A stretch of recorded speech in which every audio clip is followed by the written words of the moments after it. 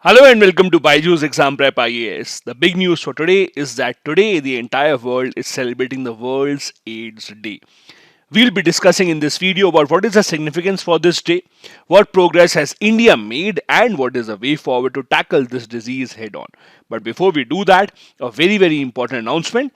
4th of December, that is this Sunday, we have for you the Baiju's National Scholarship Test at 11 a.m., which you can give online, and you can win up to 90% scholarship on our Baiju's IAS preparation courses. You can register for free of cost. The link to register is given in the description of this video. Now, this is the UN building, the famous UN building that has been lit up with the sign that signifies the World AIDS Day. As I told you, 1st of December is the World's AIDS Day. The day was first founded in 1988 by the World Health Organization. As you can imagine, the idea was to spread awareness about AIDS across the entire world. Because till date today, AIDS still remains one of the most misunderstood diseases in the entire world. There are still a lot of misconceptions where people think that this disease can be transmitted in a lot of various ways, including touching and even talking to people who are infected, which is not true. That is why it is very important to raise public awareness about acquired immunodeficiency syndrome. It has long been considered as a pandemic disease that is caused by a specific virus called human immunodeficiency virus.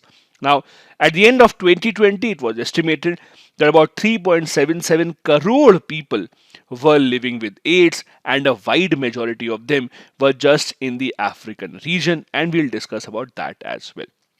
Now, whenever these kind of days are celebrated across the world, there is usually a theme that is given to them each and every year. This year's theme for the World's AIDS Day is Equalize. This is a slogan that has been given. Now, the idea is very simple.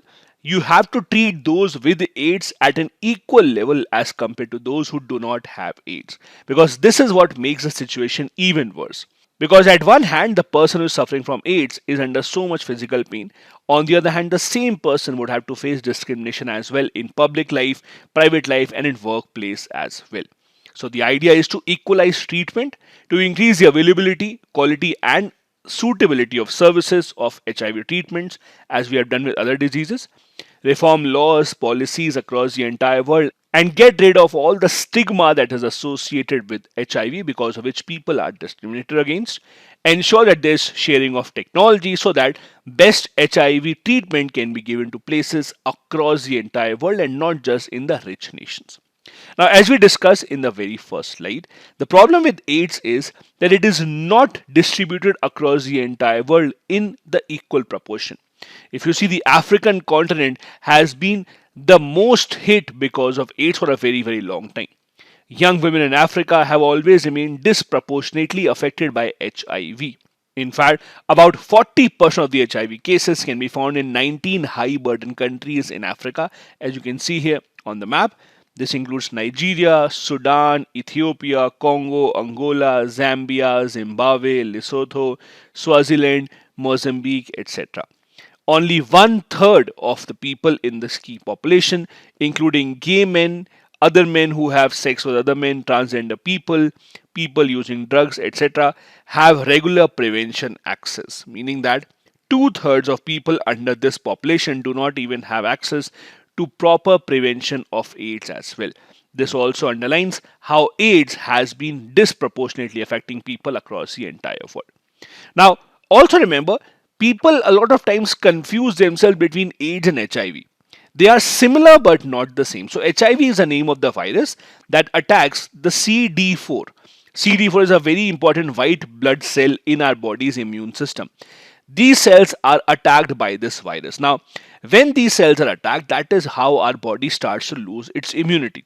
Now, when the virus enters the body, this virus multiplies itself and starts to destroy the CD4 cells. Now, how bad would our body be impacted with this virus depends upon the quantity of these CD4 cells. Now, the count of the CD4 cells start to reduce.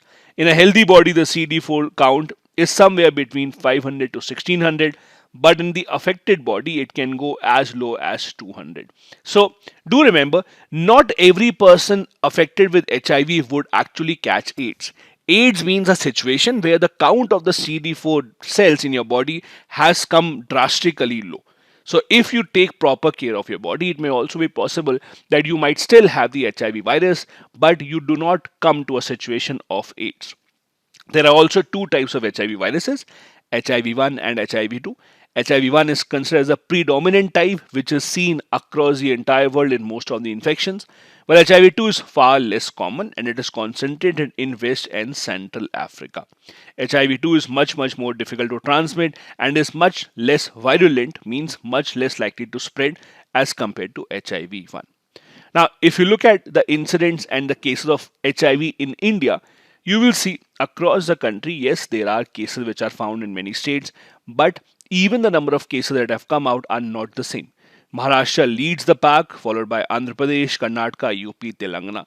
Now, this number also has to be understood in the manner that not every case of HIV is detected. HIV is not one of those things for which people get tested usually or frequently. It is only when you actually go to a qualified doctor who would suggest you such a test to be conducted, only then cases would be found out.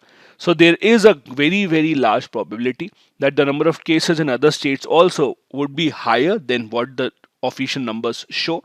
But just that these people have not been tested so far. In India, as per the India HIV estimation report of 2019, if you see, HIV prevalence in India thankfully has been declining since the year 2000.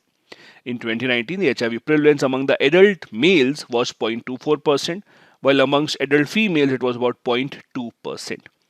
There were about 23.48 lakh Indians living with HIV in 2019, and as we saw in the map, the largest number of them were in Maharashtra, followed up by states such as Andhra Pradesh and Karnataka. One other very important thing that was in the news just a few months back was that there were protests all across the country by people who were affected with HIV saying that they have not been given proper access to HIV related drugs. These protests were seen all across the country about HIV drugs shortage being seen, which has become a major challenge in our fight towards eliminating AIDS at India and at the world level.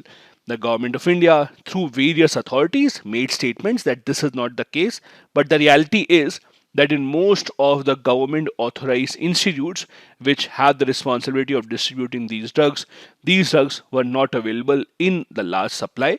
Also, the problem with these kind of diseases is if you don't complete your entire course of drugs, how many medicines do you have to take, then the virus would not really die. It's not a course of medicine that would have the complete effect by leaving it incomplete. So that is also a major cause of concern.